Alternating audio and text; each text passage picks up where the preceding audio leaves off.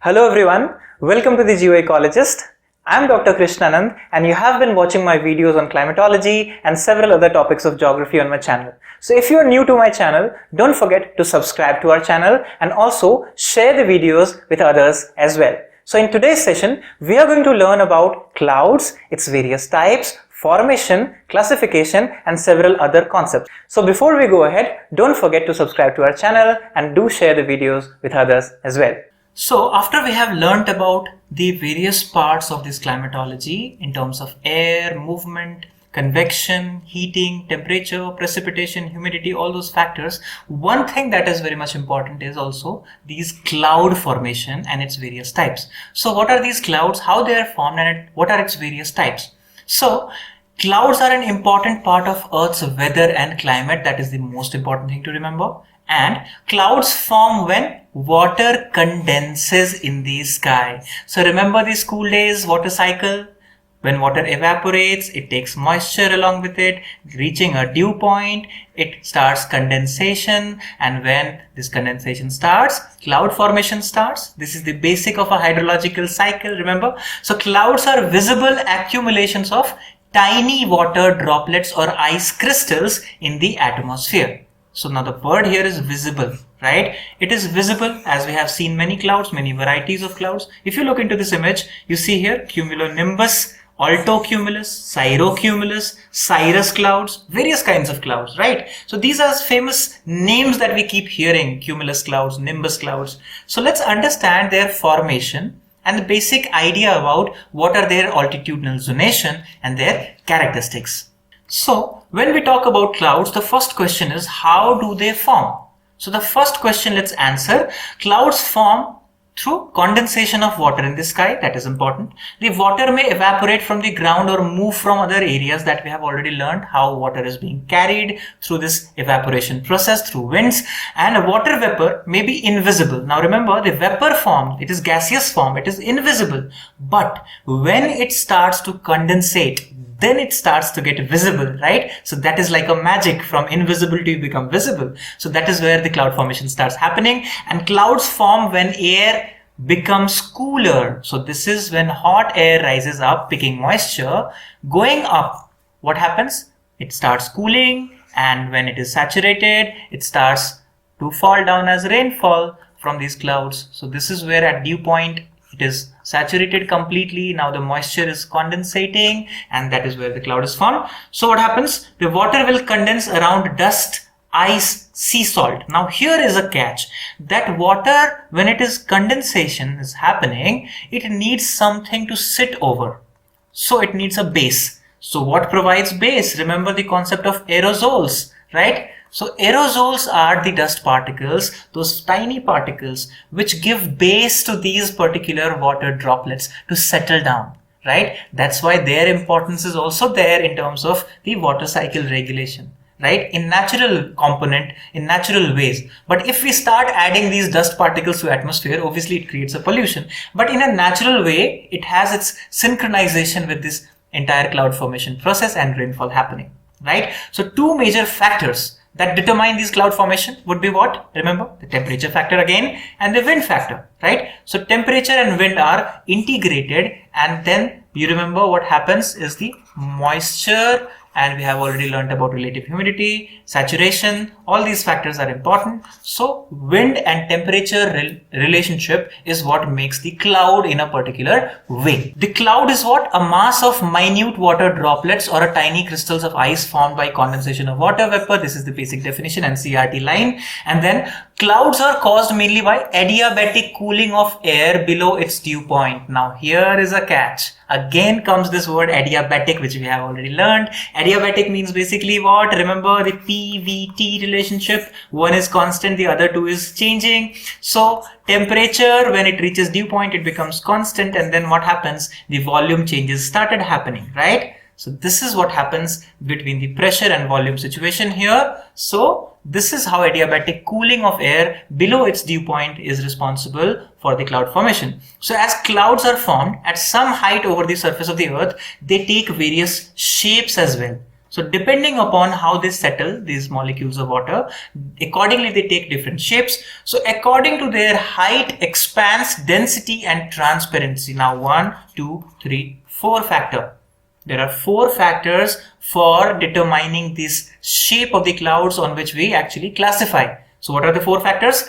Height, expanse, density and transparency or opaqueness, as we said. So it is like HED, H-E-D-T. Remember this HEDT factor. So what are the various types like cirrus, cumulus, stratus, nimbus? These are the 4 families largely. And remember, these are 4 families, but they also have these interrelationships, right? So one marries the other family. So they also have intermediate families as well that we are going to look at. So major family is cirrus, cumulus, stratus and nimbus. So highest is cirrus at the higher altitude. Then we have cumulus clouds, then we have stratus cloud, and then lowest, closest to the ground is the nimbus, right? So let's understand in details further more. So if you look into this, what I was talking about, remember the height here and the type here. So cirrus family is the highest one, which is at the lowest temperature here, right? And this is the troposphere, tropopause factor. So clouds are here almost just below the tropopause, remember? And then what you have is this particular belt where you have 4 to 8 kilometer belt where you have the cumulus cloud. So it is kind of a intermediate layer, not very high, not very low. And then at the lower level, you have stratus cloud. Stratus is stratified, layered. Remember, the word itself is stratus. And then you have nimbus clouds, the heavy, dense ones, which is close to the ground. So this is how this zonation is there of the major cloud families. So one by one, let's talk about this. The first one is the cirrus cloud. It is at the height of 8,000 to 12,000 meters. That is about 8 to 12 kilometers, as we know. Remember this. And they are thin and detached clouds having feathery appearance. Now remember, this is a feathery appearance, and on a moon night also we see these feather kind of clouds floating in the upper atmosphere. Remember this broken feather kinds of clouds? This is what is called cirrus clouds, the high altitude clouds. And because of the transparency factor, because it doesn't have much of moisture, so transparency factor, it also always looks white in color, right? So it is the whitest top cloud, that is to remember. Now the next is cumulus cloud. So what is this cumulus cloud? This is in the average belt, what you see, 4 to 8 kilometer. So cumulus cloud looks like cotton wool cloud. So this is another name for this. Cotton wool. Remember, if you have seen cotton wool, it looks like this. You know, so cotton wool is something which is found in the intermediate layer, that is about 4 to 7 kilometers above the Earth's surface, and they exist in patches. That is why this is like this cotton patches scattered here and there, and they have a flatter base. So their base is largely flatter in nature. This is important to remember. Then we have stratus clouds. Remember, this is stratified in nature. So their name implies these are layered clouds and covering large portions of the sky. So these are large portions but in layers, multiple layers. These clouds are generally formed either due to loss of heat or the mixing of air masses with different temperature. So remember, this air mixing again becomes important. It basically means that hot air and cool air are now mixing. So in that ways, when there is a condensation happening, right, at dew point, then this kind of cloud is formed. And the last one is the nimbus family. So nimbus family is the closest to the ground. Nimbus clouds are black, dark, gray. Remember the more rain-bearing clouds, darker clouds that we have seen. So they form at middle levels or very near to the surface of the Earth, that we know, about 2 kilometers.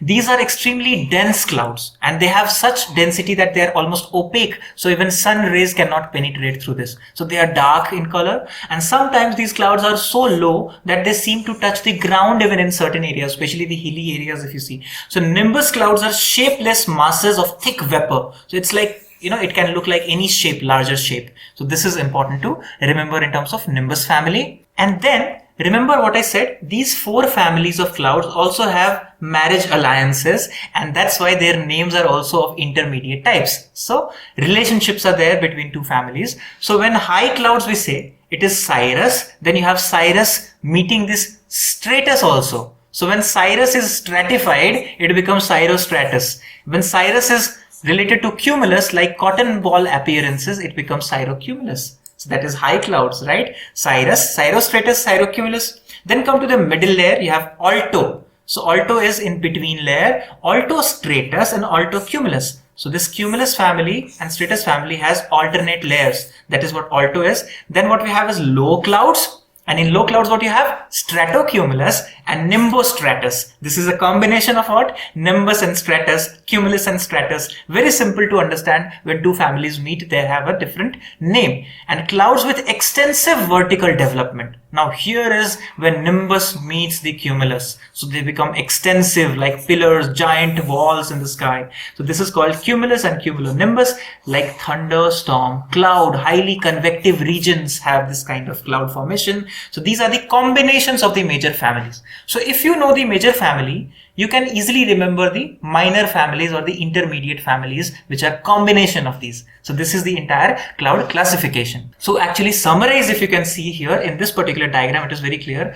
Cirrus is here, cirrocumulus is here, cirrostratus is here, altocumulus is here, then altostratus is here, stratocumulus is here, nimbostratus is here, stratus is here, cumulus is here, and cumulonimbus. Look at this biggest giant. This is the cumulonimbus. Remember, we have learnt in the frontal formation, frontogenesis as well. Cumulonimbus clouds form when warm front and cold front along this stationary line. Remember? So cumulus nimbus clouds are also formed. So this is how they are formed, right? And this is important to remember in terms of the entire family and their classification of clouds that we have learned. And what is to remember here is that most of the rainfall occurs in this particular zone. So these clouds, largely stratocumulus, nimbostratus, altostratus, stratuscumulus, cumulonimbus, all these are the major rain-bearing clouds. But upper atmosphere clouds, as we see, these are not much of rain-bearing clouds. That is the important classification or bifurcation in terms of nature, if you see. So that is also important. Now, there is another concept which is important here, that is cloud seeding. Now, this is also interesting. What is this seeding and why is it important? Remember, in areas where you don't have much of rainfall specifically and you want rains to occur, so many of these high altitude clouds are trapped. How they are trapped? By seeding them around them with this particular silver iodide. This is a compound which is made up of silver and iodine, and it has this one interesting nature that it leads to this particular condensation of these clouds and they start raining. This is called cloud seeding. So if you understand stepwise what you see here, silver iodide is released by a plane. This is how it is releasing. Silver iodide particles reach the targeted cloud. It reaches this targeted cloud. Then in third step, iodide is aids in the formation of ice crystal. It means this moisture starts become crystallized and ice crystals become larger enough to fall on the ground as rains, and this is what is actually bringing rainfall artificially. So that is how cloud seeding is important. And remember the name of this compound, which is called silver iodide. And at last, just remember what is nephology. Now, why are we talking about this? Because nephology is a branch of science that deals with the clouds, which is undertaken in cloud physics branch of meteorology. Right? So remember, climatology, meteorology, we have already talked in the first lecture, in the introductory lecture. So in meteorology, we have different branches where you have this cloud physics as a major branch, under which there is something called nephology, where we talk about the formation, structure, component, nature, all these things related to cloud study. So nephology is a term that you need to remember. And what do or how do meteorologists measure this cloud cover? This is interesting. Octas are the units of measurement. Now, octa is the measurement unit that is used to measure the amount of visible sky that is covered with clouds. Now, remember this amount of visible sky with clouds, this is measured in octas, octa units. So, an octa estimates how many eighths of a sky. Remember, it is scaled from 0 to 8. That is why we say how many eighths. So this scale is 0 to 8 only, so octa scale, and clear sky is measured as 0 octa. So if it is 0 on the scale, it is clear. And if it is completely full with cloud, it is 8 octas. So this is maximum, this is minimum, this is the scale. So octa scale, remember oct, specifically 8 is the word for oct. So that is why octas are the units. So nephologies and octas are two important things that you should remember related to the cloud as well. So now, when we have learnt about the clouds, its formations, its various families and subfamilies and its characteristic, in the sessions to come, we'll be talking more about different topics of climatology. So stay tuned, stay safe and keep watching.